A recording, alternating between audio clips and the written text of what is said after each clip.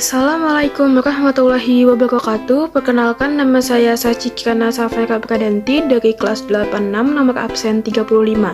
Di video ini, saya akan menjelaskan tentang kebijakan pemerintah kolonial, yaitu sistem sewa tanah.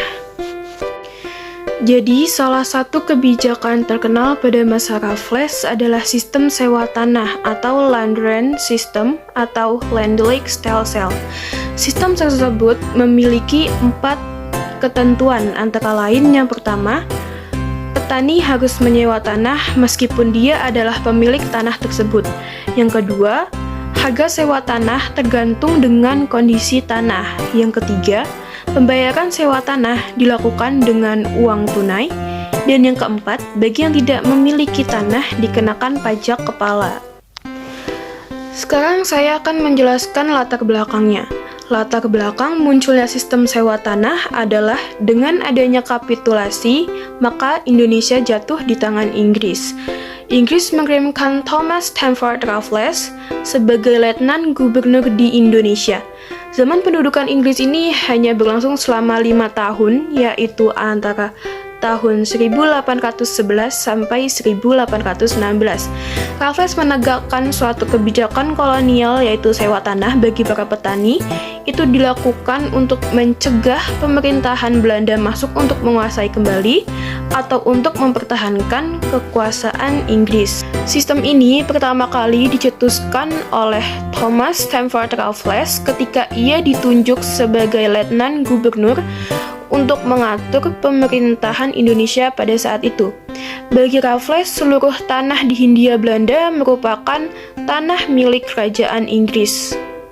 Kita lanjut ke pelaksanaan kebijakan sewa tanah. Orang yang ingin memiliki tanah harus menyewa dari pemerintah dengan membayar pajak tanah. Adanya sewa tanah yang dibuat oleh Raffles tersebut memiliki dampak positif dan negatif. Apa sih dampak positifnya?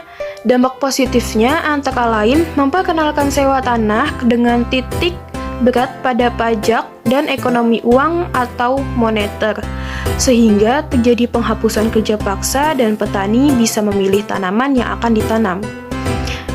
Dan apa sih dampak negatifnya? Dampak negatifnya yaitu menumbuh kembangkan kebencian rakyat pemilik tanah.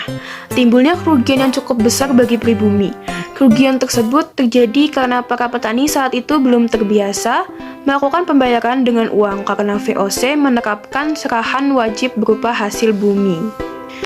Untuk perlawanan rakyat Indonesia terhadap kebijakan sewa tanah ini, saya tidak menemukan perlawanan dari rakyat kepada kebijakan sewa tanah ini. Sistem sewa tanah ini tidak mendapatkan banyak perlawanan, tetapi sistem ini gagal diterapkan di Indonesia. Sekian video penjelasan dari saya, kurang lebihnya mohon maaf jika ada salah kata. Saya tutup. Wassalamualaikum warahmatullahi wabarakatuh.